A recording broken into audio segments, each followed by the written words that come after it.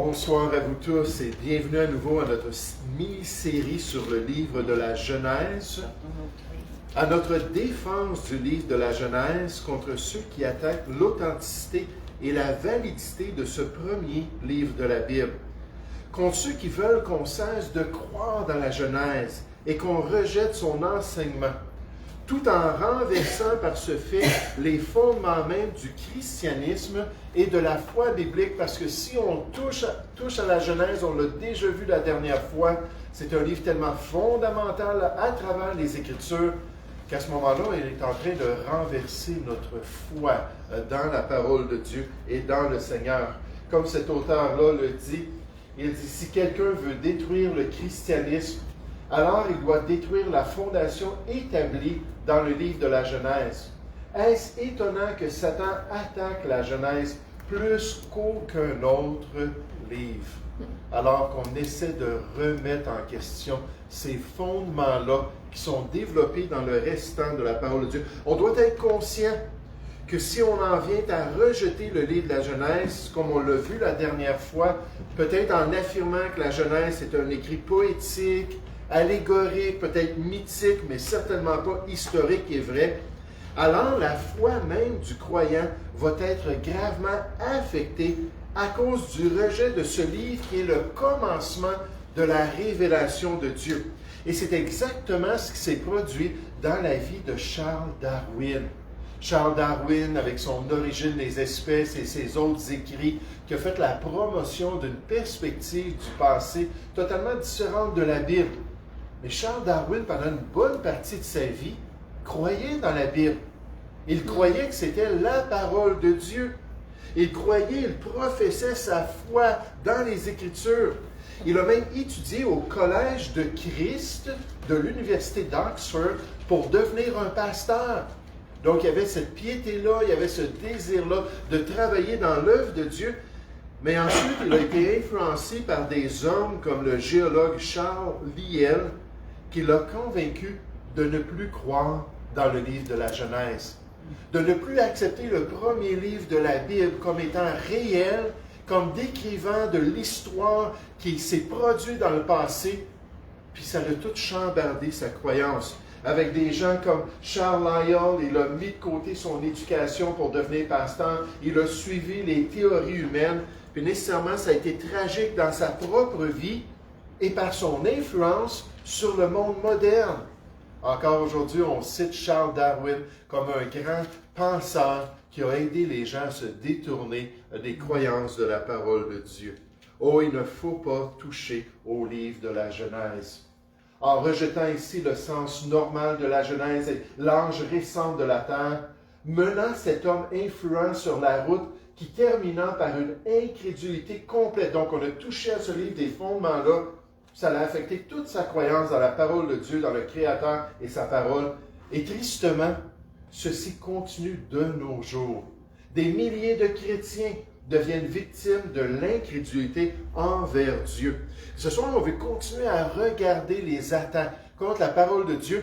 On veut se concentrer sur l'attaque contre la cosmogonie.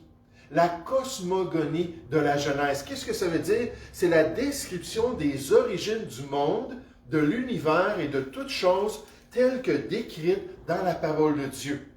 Alors qu'on regarde ce que le livre de la Genèse et le restant des Écritures ont à dire concernant le passé, on nous dit que la description n'est pas acceptable, et on va parler de cela ce soir. Surtout, on va se concentrer sur les chrétiens qui essaient de remédier à ces vérités-là, qui essaient de faire des compromis avec le texte biblique. Puis la prochaine fois, on va se tourner vers les phénomènes naturels pour démontrer que tout cela, ça s'harmonise avec la parole de Dieu lorsqu'on est sincère envers les Écritures. C'est notre deuxième attaque. Le livre de la Genèse est un écrit humain qui doit être rejeté, puisque son récit des origines présente la création de l'univers et de toutes choses il y a seulement quelques milliers d'années, alors que la science a démontré que l'univers est vieux de plusieurs milliards d'années. Ce livre est faux scientifiquement et il doit être rejeté. Alors cette deuxième attaque contre la Genèse affirme que le sens normal des premiers chapitres de la Genèse démontre que ce livre présente le commencement de toute chose dans un avenir très récent. Probablement il y a environ 10 000 ans et fort probablement plus environ il y a 6 000 ans de cela. Et une telle perspective de l'histoire passée de l'univers, on nous dit, ce n'est pas scientifique, ce n'est pas quelque chose qu'on devrait accepter. On ne devrait pas percevoir le livre de la Genèse comme nous donnant des informations dignes concernant notre passé, parce que ce n'est tout simplement pas scientifique. Mais qu'est-ce que la science? Et qu'est-ce que la méthode scientifique? Sinon l'observation le plus directe possible d'un phénomène de la nature pour ensuite développer des hypothèses pour l'expliquer et le confirmer grâce à des expériences particulières. Puis on nous parle de cela, un auteur ici qui n'est pas du tout croyant, dit on observe ce fait soi-même. Un scientifique va prendre ce qu'il peut trouver dans la nature, il va l'observer, idéalement en le mesurant précisément ou non, en apprenant l'existence de ce fait, en lisant la littérature scientifique. Donc la méthode scientifique, c'est de se tourner vers la nature, se tourner vers les différents phénomènes naturels, de pouvoir les amener, puis les étudier dans un laboratoire, essayer de les expliquer, puis d'arriver à des conclusions. Mais quant aux origines de l'univers, qui était vraiment présent lors de sa conception ou sa création? Quel scientifique de renom était présent pour observer ses origines et leurs caractéristiques? Qui a pu examiner directement dans le temps et l'espace le phénomène de la création de toutes choses? Seulement un a pu le faire, et il est l'auteur du livre de la Genèse. C'est seulement lui qui a pu écrire ces commencements-là, qui a pu donner une description spécifique concernant les détails de la création de toutes choses, et il l'a révélé dans les premiers chapitres de ce livre merveilleux. C'est le seul, on pourrait dire, scientifique, d'après la définition stricte du mot, qui était présent dans le passé lointain comme témoin oculaire pour décrire le phénomène du commencement de l'univers. Et on peut soit croire ou ne pas croire au récit des commencements de la Genèse.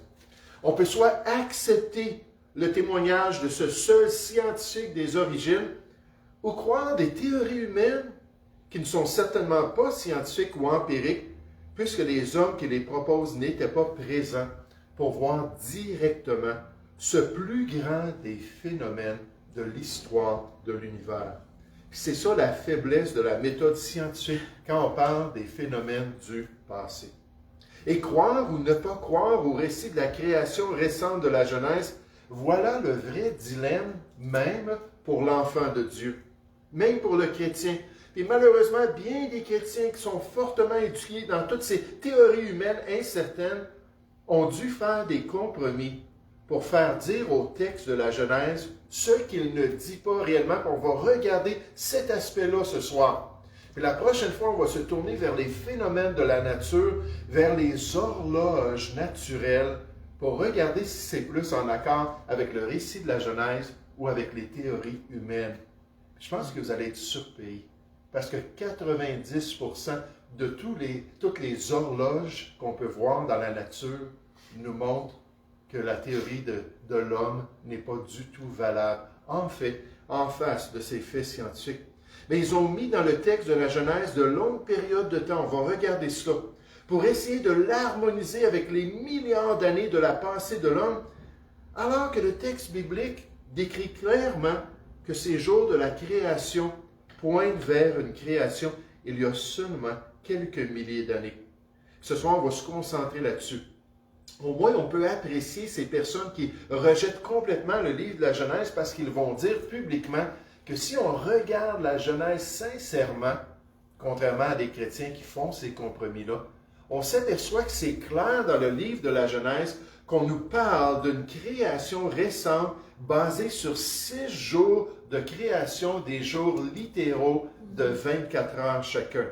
Et ça s'est produit il y a moins de 10 000 ans.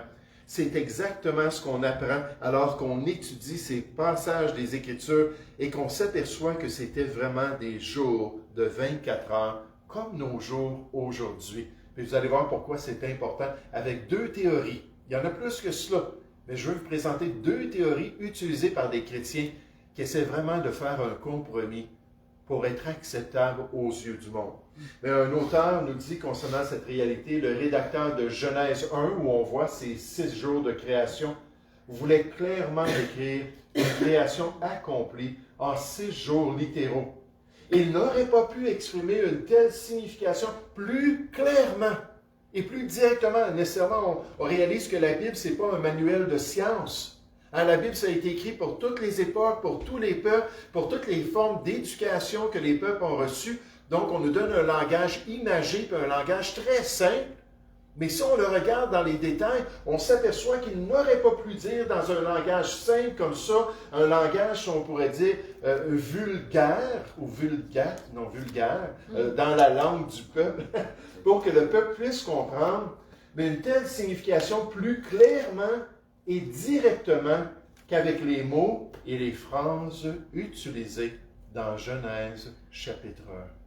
Pour qu'on comprenne que ces choses-là, avec ce qui s'est produit après la création, puis les généalogies à travers toute la parole de Dieu, qu'on comprenne qu'il y a seulement quelques milliers d'années qui se sont passées depuis cet événement extraordinaire de la création de toutes choses. Autant que je sache, nous dit ce spécialiste dans les langues originales, il n'y a aucun professeur d'hébreu ou de l'Ancien Testament, dans aucune université majeure, qui ose nier que les écrivains de Genèse 1 à 11 désiraient que les lecteurs comprennent que la création se produisit en 6 jours similaires aux jours de 24 heures que nous expérimentons aujourd'hui. Et c'est tout simplement pas le cas. Un autre auteur dit qu'il n'y a rien dans la Bible pour répudier l'idée que les jours de la Genèse furent des jours de type 24 heures. C'est tellement clair, puis on va voir des raisons pour cela tout à l'heure. La raison pour laquelle les érudits honnêtes arrivent à cette conclusion, c'est à cause des caractéristiques qu'on retrouve dans Genèse chapitre 1, qui se trouvent à travers les Écritures. Et qui nous montrent que si on prend ces 6 jours de création, on dit peut-être que c'était des longues périodes de temps, de milliards d'années, puis ainsi de suite. À ce moment-là, qu'est-ce qu'on fait des autres jours dans la parole de Dieu? Si on est prêt à trafiquer Genèse chapitre 1, est-ce qu'on est obligé de le faire pour le restant des Écritures? Puis nécessairement, ce n'est pas le cas. Là, ce n'est pas traduit, je suis désolé, je n'ai pas pu prendre le temps pour ça, mais c'est quand même intéressant. Day ou jour, le mot jour est utilisé 2300 fois, une fois dans l'Ancien Testament. C'est yom dans l'original qui est traduit jour. Là, on dit pourquoi est-ce qu'on met en question l'utilisation seulement dans le livre de la Genèse? Pourquoi est-ce qu'on ne le traite pas comme le restant de la parole de Dieu? Dans l'utilisation en dehors de Genèse chapitre 1, dans le restant de la Bible, on nous dit le mot jour avec un chiffre paraît 410 fois au pluriel et au singulier, puis il a toujours la signification d'un jour ordinaire. À chaque fois que le mot jour est utilisé avec des chiffres comme cela, avec des valeurs numériques, c'est toujours dans le contexte clairement des jours ordinaires. Et là, dans Genèse, on nous dit le premier jour, le deuxième jour, le troisième jour. Donc, une caractéristique standard dans l'interprétation biblique, alors qu'on regarde le restant de l'Ancien Testament. On continue d'autres exemples. Lorsqu'on a le mot soir et matin, sans le mot jour nécessairement, à 38 reprises dans l'Ancien Testament, à chaque fois, on nous parle d'un jour standard. Et pourtant, on nous dit, il y eut un soir, il y eut un matin, ce fut le troisième jour. On répète cela. Alors, on suit cette règle-là pour le livre de la Genèse. On s'aperçoit qu'on nous décrit un jour normal dans la littérature des Hébreux. Lorsque le jour et le soir sont là avec le mot jour, ou le matin plutôt, et le soir et le mot jour, à 23 reprises dans le restant de la Bible. Puis encore une fois, on nous décrit cela dans chacun de ces jours-là de création, qu'il y avait le soir et le matin. Et on doit l'accepter ainsi. Puis un dernier exemple, lorsque nuit et jour sont là dans le restant de la parole de Dieu, 52 fois dans l'Ancien Testament. Encore une fois, le contexte est très clair. Et là, on nous parle de cette distinction entre la nuit et le jour que Dieu a séparé, puis encore une fois, dans ces jours de création-là, pour nous montrer que si on suit cette règle-là, alors on arrive à cette conclusion que ce sont des jours confirmés par la linguistique biblique pour nous ramener à cette réalité de 6 vrais jours solaires de 24 heures. Maintenant, la prochaine fois qu'on va se rencontrer, je vais parler d'un autre aspect. Puis on va regarder le monde naturel. C'est quoi le message du monde naturel? Il y a toujours la révélation générale de Dieu, puis la révélation spécifique de Dieu. Puis dans la révélation générale de sa création, Dieu a un grand message. C'est que l'univers est jeune. Puis là, dans sa révélation spécifique, comme dans le livre de la Genèse, bien, on vient avoir une confirmation. La prochaine fois, on va se concentrer plus sur, comme je vous ai dit, les horloges de la nature, pour s'apercevoir qu'on pointe toujours vers une similitude avec la Genèse plutôt qu'avec les théories humaines. Mais je voulais juste vous donner un petit avant-goût. Je voulais juste vous présenter ce soir une confirmation de l'expérience de l'homme, l'être humain sur la terre, avant de sauter à la réalité de ces chrétiens-là qui essaient de faire des compromis en utilisant la Bible, malheureusement, d'une mauvaise manière. Mais l'expérience de l'homme depuis l'aube des temps, qui démontre encore une fois le jeune âge de l'humanité. D'après la théorie humaine populaire, l'homme moderne existe sur la Terre depuis plus de 200 000 ans. Qu'est-ce qu'on veut dire par l'homme moderne? C'est l'homme intelligent, l'homme qui est en mesure de communiquer, qui est en mesure d'être en société, de partager ses pensées, ses expériences de manière cohérente avec son prochain. On nous dit que c'est l'homme qui est assez évolué pour fonctionner en société. On nous dit que ça fait 200 000 ans qu'il y a cet homme-là moderne sur la Terre, puis avant ça, nécessairement, c'était une autre forme, avant son évolution dans cette capacité cohérente-là. Puis ça, nécessairement, ça vient contredire ce que la Genèse nous dit. Mais si c'est le cas, puis que l'homme moderne, effectivement, existe depuis ces 200 000 ans-là, pourquoi est-ce qu'il n'y a des écrits de l'homme que depuis les dernières 5 000 ans? Pourquoi est-ce qu'on n'a pas un écrit de 15 000 ans? Pourquoi est-ce qu'on n'a pas un écrit de 100 000 ans, alors que l'homme aurait mis par écrit ses pensées? Les plus vieux écrits qu'on a, ce sont des cuneiformes mésopotamiens qui remontent à 3200 avant Jésus-Christ, soit environ il y a 5000 ans. Puis là, on pense à ça, puis si le récit de la Genèse est vrai, que Dieu nous dit qu'il a tout créé il y a environ 6000 ans, puis peut-être dans environ 1400 ans après, il y a eu le déluge universel qui a tout détruit cette génération-là. Puis là, ce qu'on a décrit, le témoignage historique écrit, ça vient d'environ il y a 4000 ans. Puis là, de savoir qu'on a des écrits qui remontent à 5000 ans, ça s'harmonise tellement bien. Mais de penser que l'homme a été là pendant 200 000 ans, il y a un gros problème. Il y a un gros problème dans l'expérience du passé, alors qu'on ne voit pas de ces écrits-là. Un auteur nous dit seulement 5000 ans d'histoire écrite, ce qui veut dire que l'être humain n'a rien écrit pendant 195 000 ans. Pensez à cela. Oui, il savait, non, c'était un homme moderne. Il était intelligent. Il pouvait prendre le matériel qu'il avait puis utiliser ce qu'il avait. Mais pendant 195 000 ans, ce n'est vraiment pas plausible. Certains vont dire que c'est possible, mais ce n'est pas plausible. Ce n'est pas en accord avec la réalité. Si nous sommes ici depuis 6000 ans, alors le tout fait du sens. On peut comprendre que le déluge a détruit tous ces écrits-là qui précédaient cette catastrophe universelle.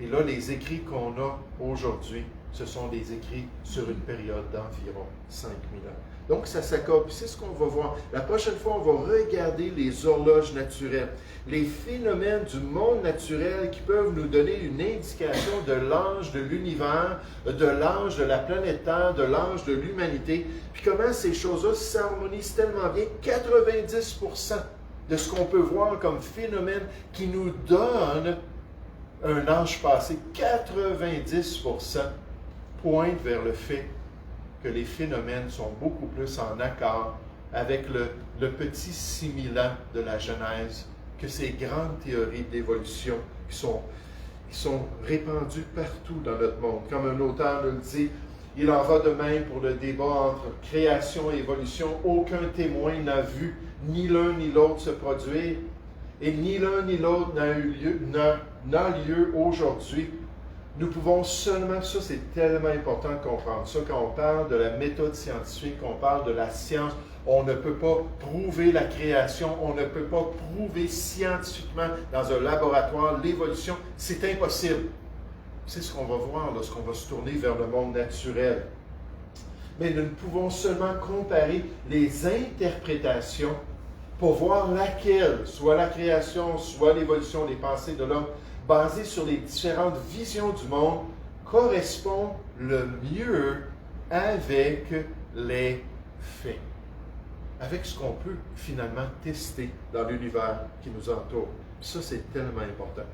Et vous savez, ce soir, je vais me concentrer sur les chrétiens. Sur des chrétiens, parce que des chrétiens qui sont aussi des évolutionnistes, qui vont aussi prendre des phénomènes de la nature, mais des chrétiens qui se tournent vers la Bible, puis qui veulent être acceptables aux yeux du monde, en gardant un certain attachement pour la parole de Dieu, mais qui vont trafiquer le message des Écritures. On va voir deux manières qu'ils vont le faire. Ils ajoutent aux Écritures pour leur faire dire qu'il y a de longues périodes de temps dans le livre de la Genèse, pour s'harmoniser avec les théories scientifiques populaires de nos jours. Puis certains vont le faire grâce à ce qu'on appelle la théorie de l'intervalle. La théorie de l'intervalle. Qu'est-ce que c'est que la théorie de l'intervalle? Cette théorie affirme que de vastes périodes de temps, des millions, peut-être des centaines de millions d'années, ont existé entre Genèse 1.1 et Genèse 1.2. Donc, les deux premiers versets, qu'est-ce qu'on voit dans Genèse 1.1? On le dit au commencement, Dieu créant les cieux et la terre. La terre était informe et vide. Il y avait des ténèbres à la surface de l'abîme et l'Esprit de Dieu se mouvait au-dessus des eaux. Et l'argument, c'est qu'on dit, dans le verset 1, on nous parle de la création complète de Dieu. Dieu est le créateur de toutes choses, il a tout créé. Puis là, dans le verset 2, on voit la dévastation qui est venue sous la rébellion de Lucifer. Nécessairement, on ne dit pas ça dans le passage. Dieu a créé toutes choses, verset 1, là, tout à coup, toute la création est ruinée. Et pourquoi? Parce que Lucifer, Satan, s'est levé contre Dieu. Puis il est allé dans toute la création, puis il a tout détruit. Puis là, on voit le résultat de cette destruction. La terre était informe et vide. Il y avait des ténèbres à la surface de l'abîme et l'Esprit de Dieu se mouvait au-dessus des eaux. Puis on nous dit dans les prochains versets de la création, c'est une recréation, si on pourrait le dire ainsi. Dieu crée à nouveau ce qui a été détruit par Lucifer, par Satan lui-même. Là, on nous dit, dans ces deux versets-là, entre les deux, on peut s'imaginer qu'il y a eu une longue période de temps. Que Lucifer est allé, puis il a tout détruit, la création de Dieu, il a tout tué, les animaux initiales que Dieu avait créés, les différentes créatures, puis toutes les couches sédimentaires, ça parle de ces millions d'années-là de destruction de la part de Satan, de Lucifer.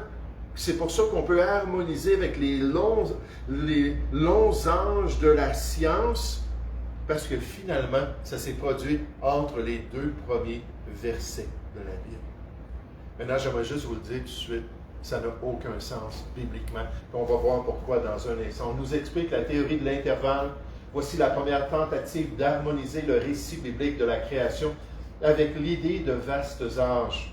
La théorie déclare qu'un immense intervalle de temps, peut-être des millions d'années, existe entre Genèse 1.1 et Genèse 1.2. Un autre auteur nous dit, C.I. Scofield, ceux qui ont les Bibles Scofield, vous allez dans les premiers chapitres de la Genèse, puis vous allez voir Scofield, il va partager cela. Rendit populaire la perspective qu'il pourrait y avoir un grand intervalle de temps entre les deux premiers versets de la Bible, dans lequel les anges géologiques pourraient se trouver. De cette manière, les jours pourraient être vieux de millions d'années ou plus si on accepte cette perspective-là. Ken Ham nous dit, plusieurs autres la retiennent, la théorie de l'intervalle. afin de permettre l'évolution et une vieille terre. En acceptant donc l'évolution du monde, l'évolution du monde précède et la création du monde actuel. Mais cette théorie humaine qui impose à la parole de Dieu une interprétation de son contenu historique est totalement fausse. C'est totalement faux. Pourquoi? 4 raisons. Premièrement, jamais est-ce qu'on apprend que Satan a été le destructeur d'un monde dans le passé, de la première création de Dieu. Jamais est-ce que des détails, jamais est-ce qu'une révélation nous disant que Satan est venu puis il a ruiné la première création de Dieu. Ça n'existe pas dans la parole de Dieu. Donc, qu'est-ce qu'on fait? On n'est pas en train de faire ressortir la Bible, les vérités bibliques. Ça, c'est de l'exégèse. C'est ça une bonne interprétation. Je me soumets à ce que Dieu dit. J'accepte sa révélation. Mais au contraire, on fait de l'exégèse. L'exégèse, c'est que je pousse dans la Bible mon interprétation.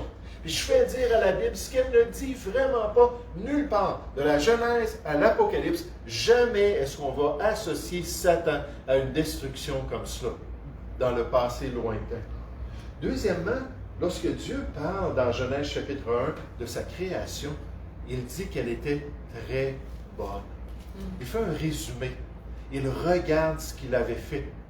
Puis il dit, « Wow, c'est très bon. » Il était content de sa création. Puis là, il n'y a pas virgule, sauf les premières 10 millions d'années, ou sauf la première création, ou sauf ce que Satan a détruit lui-même. Il n'y a pas d'indication qu'il y a eu un changement radical à cause de l'ennemi de Dieu, loin de là. Ensuite, un élément très, très important, dans toutes ces théories, on en voit juste 2 ce soir, mais dans toutes les théories, on revient toujours à cela, c'est qu'on présente la mort pendant des millions d'années avant le péché d'Adam. Et Dieu nous dit, qu'est-ce qui a ruiné la création? C'est le péché d'Adam. Qu'est-ce qui a amené la mort dans l'expérience de l'homme et de la nature? Qu'est-ce qui a amené la malédiction de Dieu sur la création de Dieu? C'est le péché d'Adam. Ce n'est pas Lucifer ce qu'il aurait fait dans la première création. Donc ça, c'est très important. On nous dit spécifiquement, ces choses ont été corrompues. La nature, Romains chapitre 8, a été mise dans un esclavage de la corruption. Et gloire à Dieu, on nous dit jusqu'à la manifestation de la gloire des enfants de Dieu. Au renouvellement de toutes choses, on nous dit dans Actes chapitre 3.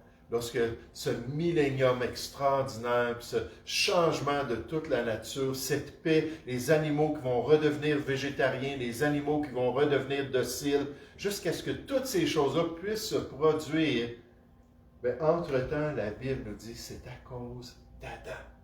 Il n'y a pas quelqu'un avant lui qui a fait quoi que ce soit pour affecter ces choses.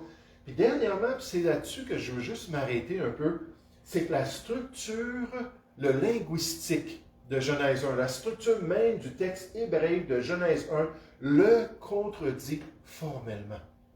On ne peut pas prendre Genèse 1.1 puis Genèse 1.2 et dire là on parle de 2 événements dans l'histoire passée de l'homme parce que dans l'hébreu, Genèse 1.1, Genèse 1.2, 1.3, 1.4 sont liés par une conjonction, le vav, qui fait en sorte qu'on nous dit, voici Dieu a créé toutes choses, et voici, je vous décris la création de toutes choses, je vous décris les éléments de toutes choses, puis on continue à travers ça.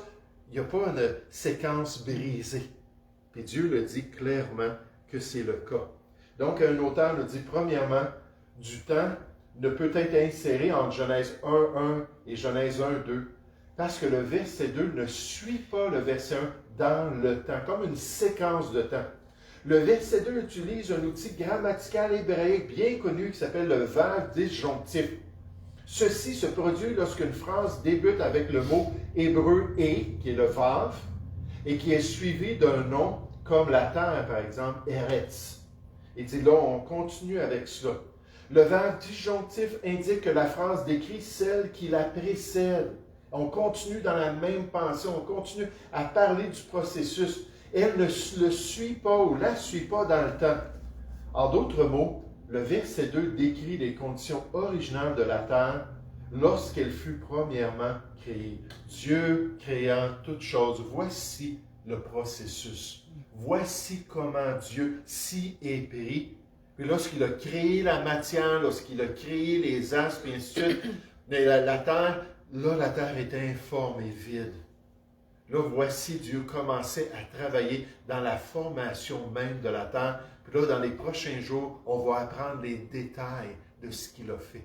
C'est tout lié ensemble. Il n'y a pas de pause, il n'y a pas une brisure. La grammaire hébraïque ne permet pas l'insertion de vastes périodes de temps entre Genèse 1.1 et Genèse 1.2. Un autre auteur nous dit, le vav est le nom de la lettre hébraïque qui est utilisée comme une conjonction. Il apparaît au commencement du verset 2 de Genèse 1. Donc, on nous dit Dieu créa toutes choses et, dans l'original, la terre était ainsi et, puis là, on continue à descendre toute la description. Elle n'indique pas que quelque chose suit dans le temps, ce qui aurait été indiqué par une construction hébraïque différente dans la linguistique et la syntaxe. Elle introduit une parenthèse en alertant le lecteur que la phrase décrit la section précédente. Voici la création de toutes choses. Voici comment ça s'est produit. En résumé, la théorie est annulée par la grammaire hébraïque. C'est Dieu qui a inspiré cette grammaire-là, qui a inspiré le texte lui-même, en particulier par le fait qu'il se trouve un verbe disjonctif classique au début de Genèse 1-2. C'est pourquoi aucun spécialiste en grammaire hébreu ne défend cette position. Ce sont seulement les chrétiens qui le font. Ce sont seulement ceux qui sont déterminés à trouver de longs âges dans le livre de la Genèse qui vont dire oui, on va imposer ça au texte. Et malheureusement, c'est faux. Je ne dis pas que les expressions du verset 2 en parlant de la terre qui était informe, puis les ténèbres qui régnaient sur la terre, on retrouve ça dans d'autres passages comme dans Ésaïe par exemple. Je ne dis pas que ça ne parle pas dans certains contextes de destruction. Puis de fait que le jugement de Dieu a amené la ruine d'un pays ou la ruine dans l'expérience de l'homme. Mais ici, dans ce passage-là, on ne peut pas le voir comme ça. Parce que Dieu nous dit, non, j'étais en train de créer, puis voici, c'était rendu à ce processus-là, puis là, je vais continuer à développer la terre, puis à lui permettre de pouvoir être peuplé, puis finalement d'être l'habitation de l'homme dans mon univers. Et ça fait juste décrire le processus. Donc, cette tentative-là, cette théorie-là, qui est un compromis qui n'est pas nécessaire, cette théorie-là, en fin de compte, elle est fausse. Ce n'est pas vrai, ce n'est pas biblique. Une autre théorie populaire, puis je veux juste compléter avec ça ce soir pour donner deux exemples, pour ajouter de longs âges au récit biblique, est ce qui est appelé la théorie des jours-âges. La théorie des jours-âges, que les jours de la création représentent en fait les millions d'années manquant à la chronologie biblique pour qu'elle soit acceptable aux yeux de la science. Les années qui permettent à la Bible de s'harmoniser avec les milliards d'années démontrées par la méthode scientifique. On explique un des compromis les plus populaires aujourd'hui est la théorie des jours-âges, selon laquelle les jours de la Genèse étaient de longues périodes pendant lesquelles les fossiles ont été déposés. On continue, les jours de la Genèse seraient de longues périodes de temps, équivalent en gros aux supposés anges géologiques. Chaque catégorie de vie fut créée par intervention surnaturelle à différents moments durant les âges, puis là, nécessairement, on a les créationnistes théistes qui disent, ben là, ou les créationnistes progressifs qui disent, bon, oui, il y a eu de l'évolution pendant ces longues périodes de temps-là, et à chaque fois, c'est Dieu qui a permis la transformation des espèces.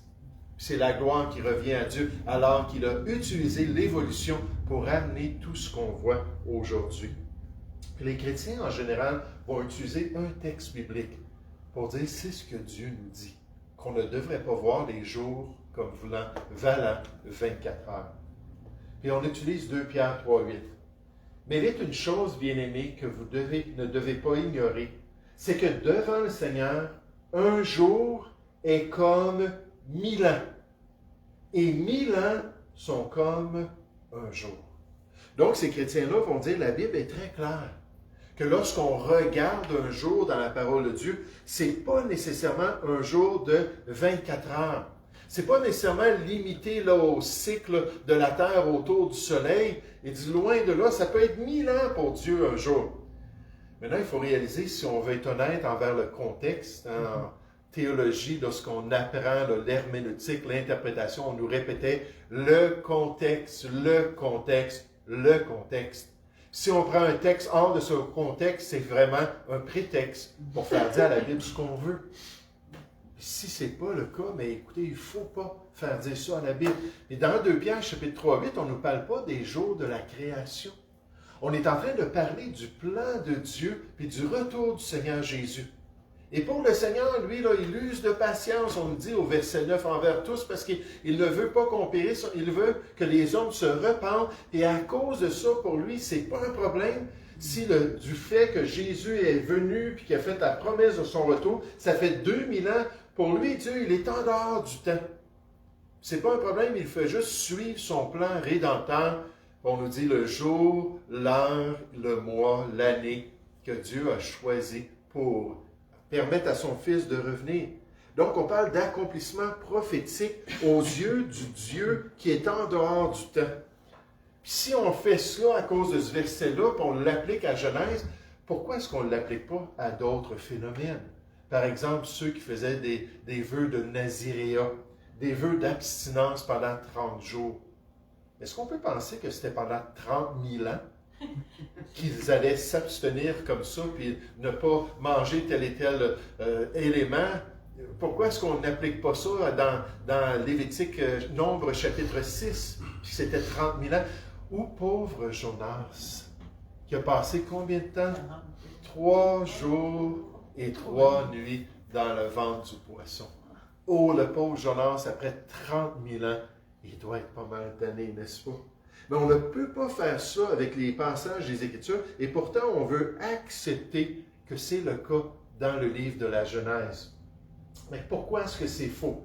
Premièrement, c'est une mauvaise interprétation de 2 Pierre 3,8. On ne parle pas de la création, on ne parle pas de ces 6 jours-là. Ça n'a rien à faire avec ça. Puis il ne faut pas imposer ça quand Dieu nous a dit clairement que c'était des jours de 24 heures. Les jours de Genèse 1 sont clairement des jours normaux de 24 heures. On a vu ça. Les caractéristiques sont claires dans le restant des Écritures lorsqu'on compare Genèse chapitre 1 avec toute l'utilisation du mot « yom » dans le restant des Écritures, que Dieu nous dit, écoutez, je vous parle de jours normaux, des jours de 24 heures. Le contexte de Genèse chapitre 1, le premier jour, Dieu a fait ça. Le deuxième jour, Dieu a fait ça, puis ainsi de suite. Demande que ce soit des jours normaux de 24 heures pour la survie des espèces. Imaginez les plantes qui ont été créées, puis il n'y avait pas de soleil encore, ou les animaux, puis il n'y avait pas encore les plantes.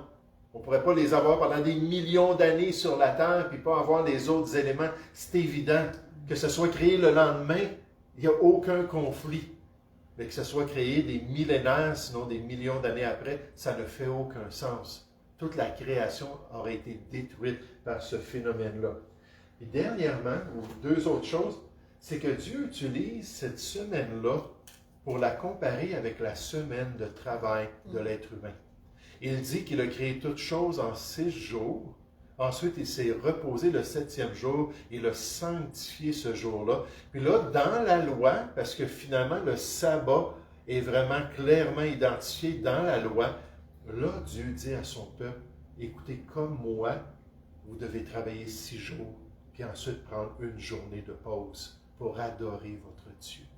Dieu fait la correspondance avec des jours normaux pour qu'on puisse comprendre que sa création, c'était des jours normaux aussi. Encore une fois, on revient à cette mort-là.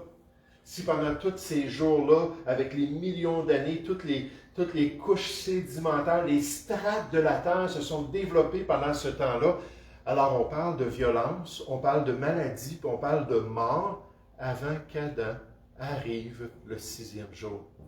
Encore une fois, c'est totalement contraire à ce qui est clairement dit dans la parole de Dieu. Le témoignage de l'histoire chrétienne le confirme. Avant cette pression-là pour faire des compromis, puis il y a toujours des époques comme ça, où l'Église est mise dans un entonnoir. On disait en Angleterre qu'il commence à donner des catégories aux églises d'après leur inclusivité du mouvement LGBTQ plus 2. Puis plus qu'ils étaient inclusifs, plus qu'ils avaient une autre marque, puis moins qu'ils étaient inclusifs, plus que la marque était basse. Puis là, il y a une pression là, pour faire des compromis, puis il y a une pression pour accepter des choses. Il y en a toujours eu.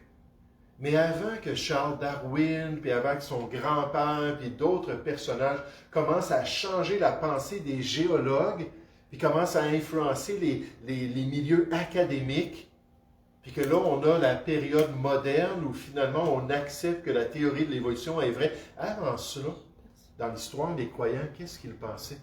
Ils disaient, le livre de la Genèse nous parle de création récente, 6 jours littéraux. Puis on n'a rien à penser autrement que ça. C'est juste avec ces mouvements-là que ça a transformé leur perspective. Puis c'est là encore qu'on voit l'importance de s'attacher à Dieu, à la révélation de Dieu. La théorie des jours-âges, selon les preuves ci-dessus, n'est pas autorisée par l'Écriture. Elle est donc fausse. Élie a dit au peuple d'Israël en face de la révélation de Dieu, « Combien de temps allez-vous hésiter entre deux opinions? Si c'est l'Éternel qui est Dieu, allez et adorez l'Éternel. Si c'est Baal qui est Dieu, allez et adorez Baal ou Astarté ou peu importe. » Il dit, arrêtez là, d'être chancelant. Puis nous, en tant que chrétiens, c'est ça l'exhortation aussi. Est-ce que Dieu est Dieu? Est-ce que Dieu sait de quoi il parle? Est-ce que Dieu nous a révélé la vérité concernant le passé de l'histoire? Alors, cessons de chanceler. Chacun de nous doit décider où il se situe sur cette question vitale. Cette théorie des jours, âges d'après la parole de Dieu, encore une fois, c'est faux. Ce n'est pas vrai. C'est un compromis qui déplaît au Seigneur, puis qu'on ne devrait pas faire en accomplissant sa volonté. Bibliquement, les théories chrétiennes, pour essayer d'accommoder la Genèse aux théories scientifiques modernes, ne passent pas le test de l'analyse biblique. Lorsqu'on fait un peu de recherche, on analyse la parole de Dieu. Mieux vaut ne pas trafiquer le message de la parole de Dieu, mais de se tenir fièrement sur le manuel que le Seigneur nous a donné et le seul témoignage digne de notre confiance quant à l'histoire de notre univers et l'histoire de notre belle planète. La prochaine fois, ce que je vais faire, on s'est concentré un peu plus sur les théories, si on pourrait dire, bibliques, pour démontrer qu'elles sont fausses, finalement. Elles sont des compromis qui ne sont pas acceptables. Puis là, on va se tourner vers le monde naturel. Pas ce que la Bible nous dit, la révélation de Dieu, mais ce que le monde naturel nous dit concernant l'histoire de la planète. Encore une fois, la méthode scientifique, dès qu'on parle de l'histoire passée, elle est très imparfaite. Parce qu'on ne peut pas amener les phénomènes du passé en laboratoire. On peut juste regarder les effets. On peut juste regarder certaines données pour essayer de comprendre. Mais quand on regarde ces choses-là, on s'aperçoit qu'une création il y a environ 6000 ans, c'est loin d'être farfelu. Au contraire, la création même parle de ça. Et en passant, je voulais expliquer ces mêmes données bibliques, ces mêmes données scientifiques sur un jeune univers dans un livre que j'ai écrit qui s'intitule « À la défense d'une jeune terre ». Puis mon objectif, c'était de démontrer que le chrétien peut croire au message de la Bible et aussi au message de la création du monde naturel et savoir dans son cœur que finalement seulement Dieu est digne de confiance. Et j'ai regardé cela dans les différents arguments que j'ai présentés, un petit livre qui nous ramène à cette réalité-là. Puis la prochaine fois, on va regarder cette question des arguments scientifiques, on pourrait dire, ou plutôt du monde naturel, pour voir que, effectivement, ce n'est pas des milliards d'années, c'est quelques milliers d'années que les phénomènes nous démontrent qui se sont produits dans le passé. J'espère que ça va encore nous fortifier et nous ancrer encore plus fortement dans les voies du Seigneur. On va prier ensemble. Oui, Père Céleste, on veut te remercier, Père, pour ce temps qu'on a passé ce soir à regarder, Père, le livre de la Genèse et surtout considérer une attaque qui est très populaire, une attaque qui plaît à l'homme naturel, une attaque qui est poussée dans les milieux académiques, Mais je te remercie, Seigneur, pour tous ces experts, tous ces spécialistes dans les langues, même les spécialistes dans les sciences, qui regardent ces choses et qui analysent les faits et qui disent finalement, la Genèse ne s'est pas trompée et que le monde qui nous entoure rend un témoignage que toutes ces choses-là ont été créées récemment. Père, aide-nous à nous déprogrammer de ces théories. Aide-nous à accepter que tu es plus sage que tous. Tu es le seul témoin oculaire de la création de toutes choses. Et Seigneur, tu nous as donné une merveilleuse description dans Genèse 1 et Genèse 2. Merci Seigneur pour ta bonté et merci encore une fois pour cette grâce que tu nous donnes de connaître la vérité. Bénis-nous cette semaine, nous te prions, au nom du Seigneur Jésus. Amen.